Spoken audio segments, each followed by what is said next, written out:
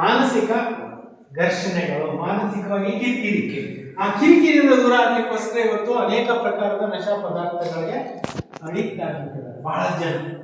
Smoking ಆಗ್ಬೋದು, drinking ಆಗ್ಬೋದು, alcohol ಆಗ್ಬೋದು, ನಶಾ ಪದಾರ್ಥಗಳಾಗಿರುವಂಥ ತಂಬಾಕು ಆಗ್ಬೋದು, ಬೀಡಿ ಆಗ್ಬೋದು, ಚುಕ್ಕ ಹಾಕ್ಬೋದು, ಪಾನ್ಪರಾಗ್ ಆಗ್ಬೋದು, ಬೇರೆ ಬೇರೆ ಬೇರೆ ಬೇರೆ ಪದಾರ್ಥಗಳು ಇವೆಲ್ಲವೂ ಕೂಡ ಏನ್ ತಯಾರಾಗುತ್ತೆ ಅಲ್ಲಿ ನೀವೇನಾದ್ರೂ ಹೋಗಿ ನೋಡ್ಬಿಟ್ರೆ ಅದನ್ನ ಮೂಸಿ ನೋಡಿ.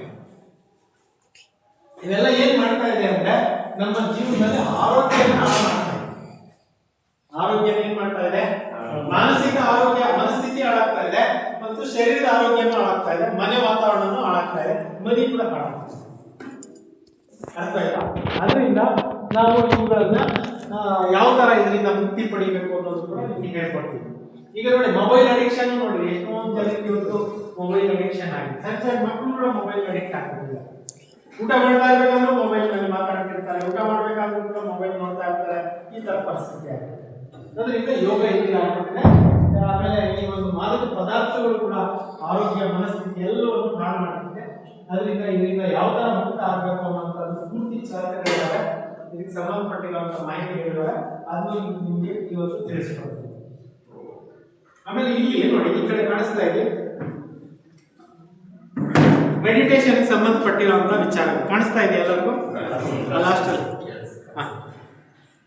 ಇವರು ನೋಡಿ ಶ್ರೀ ಲಕ್ಷ್ಮೀ ನಾರಾಯಣ. ಈ ಭೂಮಿ ಮೇಲೆ ಇವರು ರಾಜ್ಯ ಇದ್ದಾಗ ಯಾವುದೇ ಒಂದು ಒತ್ತಡ ಇರಲಿಲ್ಲ, ಯಾವುದೇ ಒಂದು ಮಾದಕ ಪದಾರ್ಥಗಳಿರಲಿಲ್ಲ. ಎಲ್ಲರೂ ಹೆಲ್ದಿ ವೆಲ್ದಿ ಹ್ಯಾಪಿ ಪೀಸ್ಫುಲ್ ಆಗಿದ್ದಂತ ಒಂದು ಕಾಲ. ಅದನ್ನ heaven, paradise, golden age, golden era, ಚಿನ್ನದ ಯುಗ, ಬಂಗಾರದ ಯುಗ, ಸ್ವರ್ಣಿಮ ಯುಗ, ಜನ ಬಹಿಷ್ಠ ಅಂತ ಕರೀತಾರೆ. ಬೇರೆ ಬೇರೆ ಧರ್ಮಗಳಲ್ಲಿ ಬೇರೆ ಬೇರೆ ಹೆಸರಿಗೆ. ಒಟ್ಟು ಈ ಭೂಮಿ ಮೇಲೆ ಸ್ವರ್ಗ ಇದ್ದಾಗ ಎಲ್ಲರೂ ಕೂಡ ಹೆಲ್ದಿ ವೆಲ್ದಿ ಹ್ಯಾಪಿ ಆಗಿದ್ದಂತ ಸೊಸೈಟಿ. ಈಗ ಆ ಒಂದು ಸೊಸೈಟಿನಲ್ಲಿ ಯಾವ ಜ್ಞಾನ ಇತ್ತು ಅಂದ್ರೆ ಪ್ರತಿಯೊಬ್ಬರಿಗೂ ಆತ್ಮಜ್ಞಾನ ಇತ್ತು. ಈಗ ನಮ್ಮನ್ನೇ ನಾವು ಕೇಳ್ಕೊಳ್ಳೋಣ, ನೀವೆಲ್ಲರೂ ಕೂಡ ನಿಮ್ಮನ್ನು ನೀವು ಕೇಳ್ಕೊಳ್ಳಿ, ನಾನು ಯಾರು?